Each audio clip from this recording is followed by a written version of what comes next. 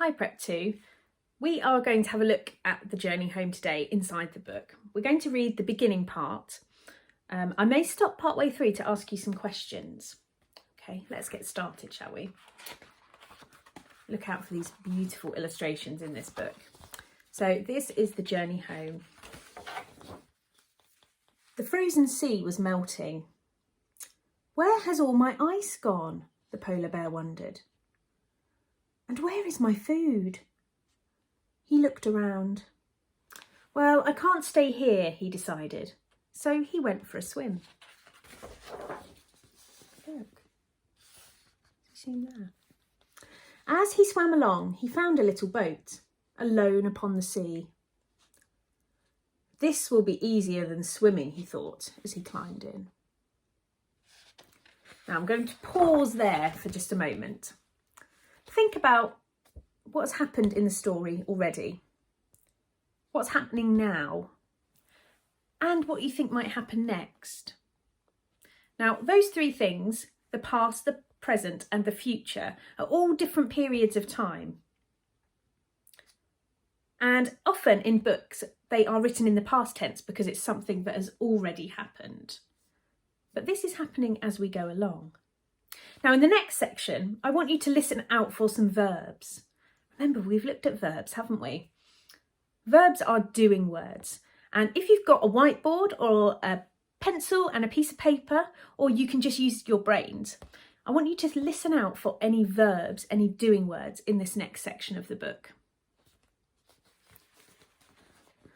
Before long, he came upon a city where machines rumbled and tall buildings hid the sky. Who's this? What are you doing? Asked a panda watching from the docks. I am sailing in my boat, replied the polar bear. It's easier than swimming, you see. Well, I can't stay here, said the panda, lowering himself down into the boat. I think I'll come with you. And together, the two animals sailed along, listening to the seagulls and saying hello to the fish. I wonder if you spotted all of those verbs that are in the story. Shall we take a look together and see what we need to do with those verbs when we put them into a sentence?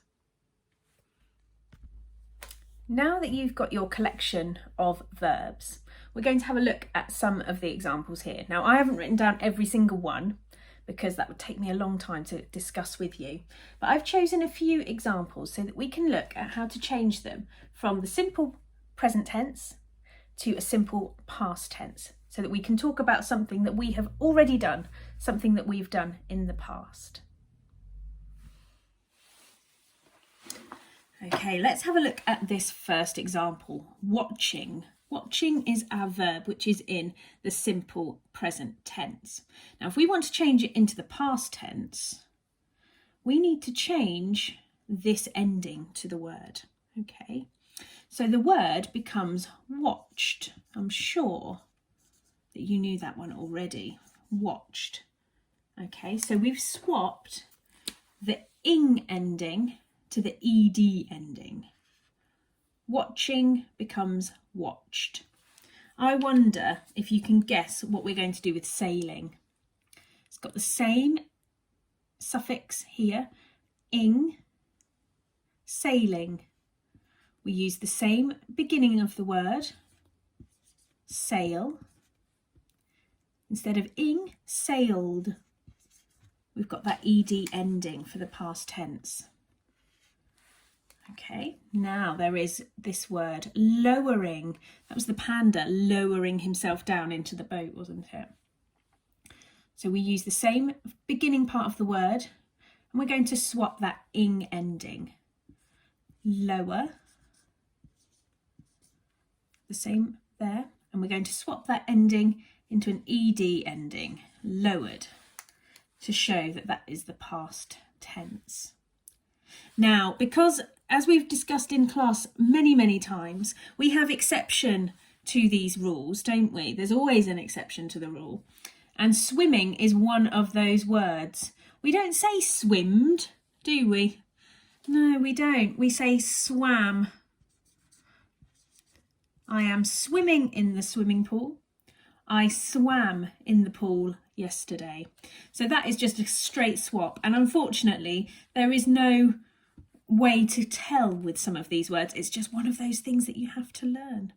But most of the verbs that you are going to be looking at in your book have the ed ending. I thought I would just show you that one just so that it's clear that there are some exceptions to that rule. And once you have decided which verbs you're going to use and you've turned them from the present tense into the simple past tense, just like we've done here, you get to do the fun bit of the lesson. And the fun bit is writing in role. So you can choose to either be the panda or the polar bear. And what you're going to do is you're going to write a postcard to a friend or a family member, and you are going to tell them what you have done based on the story so far. So you can use these past tense verbs that you have just worked on and write them into a sentence on a postcard. You can create your own postcards if you wish, or you can write your sentences on some paper, or you can type it up, or you can download the postcard template which we have put on the Google Classroom for you.